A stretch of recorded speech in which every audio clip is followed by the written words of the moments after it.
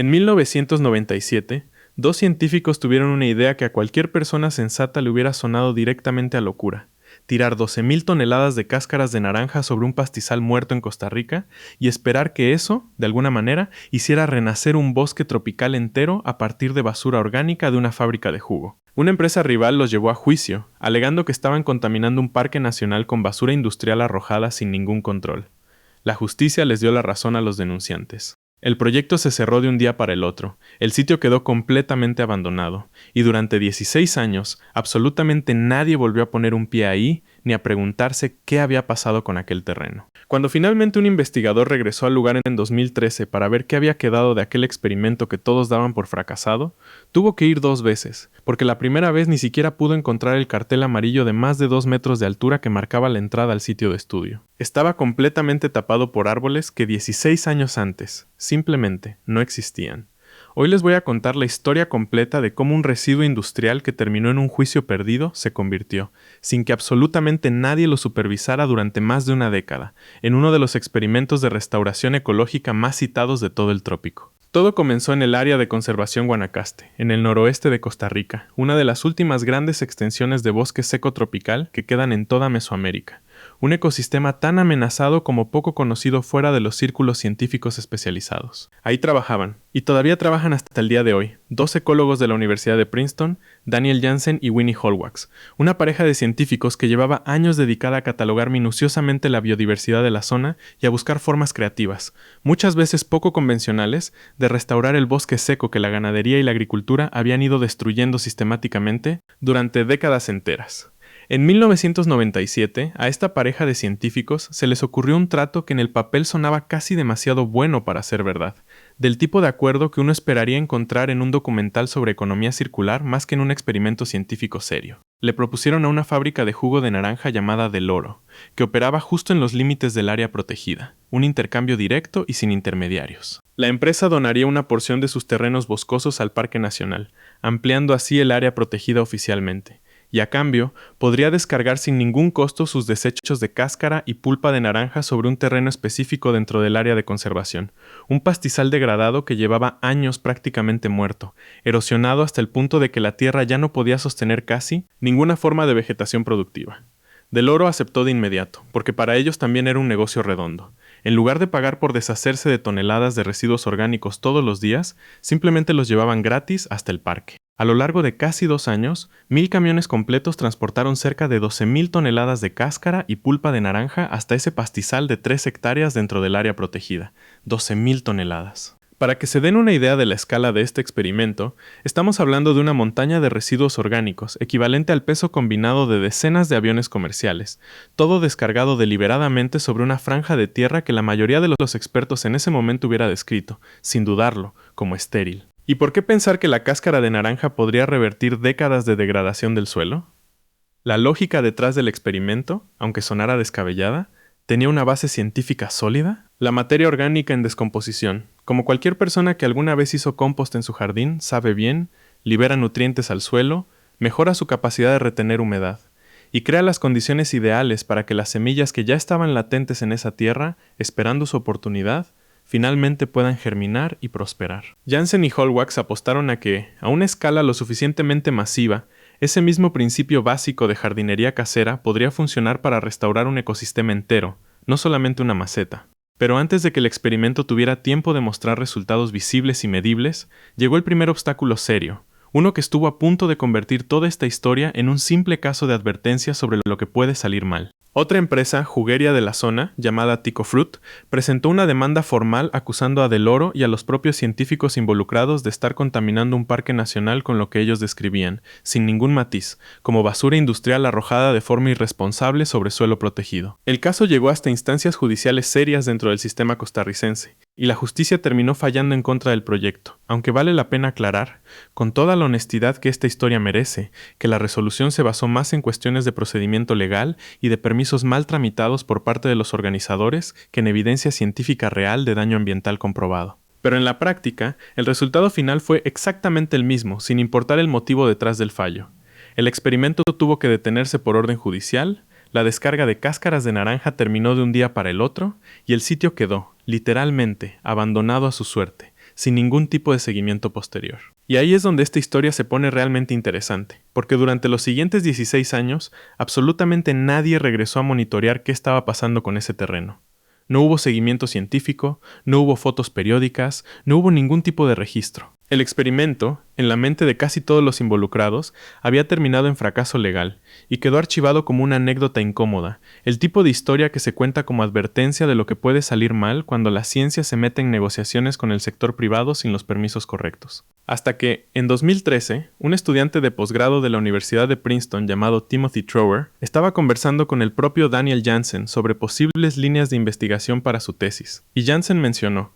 casi de pasada, sin darle demasiada importancia en el momento, aquel viejo experimento con las cáscaras de naranja que nadie había vuelto a evaluar en serio desde que terminó el litigio 16 años atrás. Trower decidió aprovechar un viaje de investigación que ya tenía planeado a Costa Rica por otros motivos para pasar por el sitio y ver, con sus propios ojos, qué había quedado de todo aquello, más por curiosidad genuina que por expectativas serias de encontrar algo relevante. Y lo que encontró lo dejó completamente descolocado, muy lejos de cualquier expectativa razonable que pudiera haber tenido antes de llegar. Según su propio relato, tuvo que visitar el lugar 2 veces, porque la primera vez ni siquiera pudo ubicar el punto exacto del experimento en medio de tanta vegetación. El terreno estaba tan completamente cubierto de árboles y de enredaderas entrelazadas que no lograba encontrar el cartel amarillo brillante de más de 2 metros de altura que originalmente habían instalado para marcar la zona de estudio, un cartel que, en condiciones normales, debería haber sido completamente imposible de perder de vista, incluso pasando en auto por la ruta que corría a pocos metros de distancia. En sus propias palabras, el equipo necesitaba conseguir métricas realmente sólidas y confiables para poder cuantificar con precisión científica lo que estaba sucediendo ahí, y para poder respaldar, con datos duros y verificables, lo sorprendente que resultaba la diferencia visual entre la zona que había recibido los desechos de naranja y el terreno vecino que jamás fue tratado con nada. Así que Trower, junto a un equipo de investigadores liderado desde Princeton, decidió hacer las cosas de la forma correcta esta vez, con todo el rigor científico que el hallazgo casual merecía. Diseñaron un estudio ecológico formal, comparando las 3 hectáreas que habían recibido las cáscaras de naranja 16 años antes con un área de control cercana, un pastizal degradado de características similares que jamás había recibido ningún tratamiento especial ni intervención de ningún tipo. Los resultados, publicados en 2017 en la revista científica Restoration Ecology, una de las publicaciones más respetadas del mundo entero en temas de restauración de ecosistemas, no dejaron lugar a ninguna duda razonable. La zona tratada con cáscaras de naranja mostraba un incremento del 176% en biomasa aérea, es decir, en la cantidad total de madera acumulada en los troncos, ramas y follaje de los árboles, comparada directamente con la zona de control que nunca recibió ningún tratamiento. 176% más. No un incremento modesto del 10 o del 20% que cualquier escéptico podría atribuir tranquilamente a simples variaciones normales del terreno, sino casi el triple de biomasa forestal acumulada en el área que había recibido aquel tratamiento tan poco convencional y tan controvertido 16 años antes de que alguien volviera siquiera a mirarla. Y la diferencia no se limitaba solamente a la cantidad bruta de madera acumulada, que ya de por sí era un resultado impresionante. El equipo de investigadores encontró una mayor diversidad de especies de árboles y arbustos conviviendo en la zona tratada, una cobertura vegetal muchísimo más densa y con un dosel forestal considerablemente más cerrado, y un análisis detallado del suelo que contaba una historia igual de reveladora que la de la vegetación superficial. Niveles significativamente más altos de carbono, nitrógeno y fósforo, los 3 nutrientes esenciales que prácticamente cualquier planta necesita para crecer con fuerza y sostenerse en el tiempo. La comunidad de microorganismos que vive de forma invisible en el suelo también había prosperado enormemente en esa zona, reciclando nutrientes de forma activa y constante, y sosteniendo desde abajo todo ese nuevo ecosistema que había crecido, de manera casi milagrosa a simple vista, sobre una base de cáscaras de fruta descompuestas que 16 años atrás cualquiera hubiera descrito simplemente como basura orgánica sin ningún valor aparente. Timothy Trower resumió el hallazgo con una frase que a mí me pareció particularmente potente. Describió esto como uno de los pocos casos que él conocía de secuestro de carbono con costo negativo. Deténganse un segundo a procesar esa idea, porque es realmente poco común en el mundo de la conservación ambiental. Normalmente, capturar carbono de la atmósfera cuesta dinero, mucho dinero, ya sea a través de tecnología costosa o de programas de reforestación que requieren inversión sostenida durante años. Acá pasó exactamente lo contrario. Una empresa se ahorró el costo de desechar sus residuos de forma convencional. El parque recibió tierra donada de forma gratuita y de yapa, sin que nadie invirtiera un solo dólar adicional en el proceso posterior. Se generó una cantidad significativa de secuestro de carbono, simplemente dejando que la naturaleza hiciera su trabajo sobre una base de nutrientes que, en circunstancias normales, se hubiera tratado como basura sin ningún valor. David Wilkoff, profesor de Princeton y coautor del estudio, agregó una reflexión que conecta esta historia puntual con un problema muchísimo más grande. Según él, las empresas producen una enorme cantidad de problemas ambientales que, siendo justos, simplemente son consecuencia de producir lo que la gente necesita o quiere consumir todos los días. Pero una buena parte de esos mismos problemas pueden aliviarse significativamente si el sector privado y la comunidad de conservación ambiental logran trabajar juntos en lugar de verse como enemigos naturales. Wilkoff se mostró convencido de que en el futuro se van a encontrar muchísimas más oportunidades de usar los llamados restos de la producción industrial de alimentos para ayudar a recuperar bosques tropicales en distintas partes del mundo,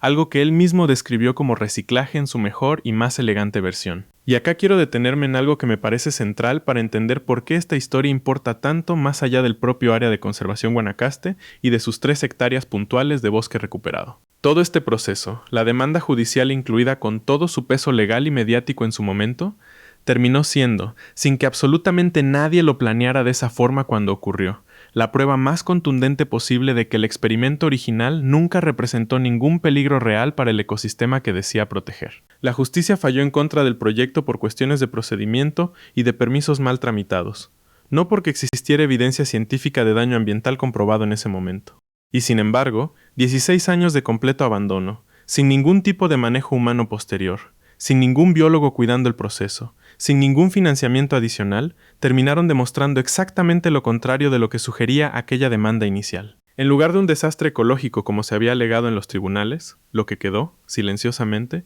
fue uno de los renacimientos forestales más documentados y más citados de todo el trópico americano en la literatura científica reciente. Esta historia también conecta con algo mucho más grande que Daniel Jansen y Winnie Holwax vienen construyendo desde hace casi 40 años consecutivos en esa misma región de Costa Rica. El área de conservación Guanacaste, que hoy protege más de 169,000 hectáreas de bosque seco tropical, un ecosistema que muchos científicos especializados consideran, sin exagerar, la última esperanza real de salvar este tipo particular de bosque en toda la región mesoamericana. La filosofía detrás de todo ese proyecto mucho más amplio siempre fue bastante parecida a la que terminó guiando, casi por accidente, el experimento de las cáscaras de naranja. En lugar de imponer soluciones costosas y artificiales de reforestación tradicional, planta por planta, con viveros y personal contratado, controlar los incendios forestales, darle tiempo suficiente al ecosistema para reorganizarse por sí mismo y confiar en que la naturaleza, si se le dan las condiciones mínimas necesarias, sabe exactamente cómo reconstruirse a sí misma sin que ningún humano tenga que dirigir cada paso individual del proceso. Así que la próxima vez que estén pelando una naranja en su cocina, tranquilamente un domingo por la mañana, tal vez valga la pena que se acuerden de esta historia tan particular. Lo que para la mayoría de nosotros es simplemente basura orgánica que va directo al tacho sin ningún segundo pensamiento. En un rincón olvidado del noroeste de Costa Rica se convirtió, sin ninguna supervisión humana durante 16 años completos, en la base literal de un bosque tropical entero, con toda su diversidad de árboles, su suelo enriquecido y su capacidad de capturar carbono de la atmósfera, sin que nadie tuviera que pagar un peso extra por ese proceso. A veces las soluciones más poderosas para restaurar lo que hemos destruido con nuestras propias manos no están escondidas en un laboratorio de alta tecnología, ni requieren inversiones millonarias, sino en los márgenes del sistema, en el desecho que una industria entera no sabe qué hacer, y que otra parte del ecosistema, con la paciencia suficiente y sin que nadie la apure, puede transformar pacientemente en vida nueva. Si llegaste hasta acá, suscríbete al canal y déjame un me gusta. Nos vemos.